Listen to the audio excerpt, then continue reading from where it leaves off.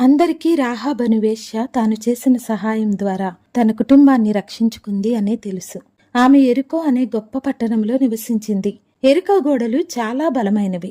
అయితే రాహాబు విన్న విషయాలు తాను చూస్తున్న తన పట్టణపు గొప్పతనం కంటే తాను చూడని దేవుడే గొప్ప అనే విశ్వాసాన్ని కలుగచేశాయి. ఆ విశ్వాసమే రాహాబును తన కుటుంబాన్ని రక్షించింది. రాహాబు ఇశ్రాయేలీయురాలు కాదు, కాని చూచిన వారికంటే అనుభవించిన వారికంటే ఎక్కువ విశ్వాసాన్ని తన మాటల్లోనే కాదు, చేతల్లో కూడా కనపరిచింది.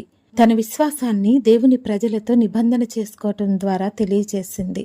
యెరికో గోడలు కూలినప్పుడు, మరణం ఆ పట్టణం మీదికి వచ్చినప్పుడు కేవలం ఒక్క గృహం రక్షింపబడింది, ఒక వేశ్య కుటుంబం. రాహాబు ఒక ఎర్రదారం కట్టడం వలన వారు రక్షింపబడలేదు. ఆమె నిజమైన దేవుని యందు విశ్వాసం ఉంచటం ద్వారా రక్షింపబడింది. తానెవరు? తన గత జీవితమేంటి? తాను నిజంగా దేవుని వలన, అంత గొప్ప పరిశుద్ధుడైన దేవుని వలన రక్షింపబడుతుందా అని రాహాబు ఎప్పుడూ ఆలోచించలేదు. ఆమె యెహోవాను నమ్మింది.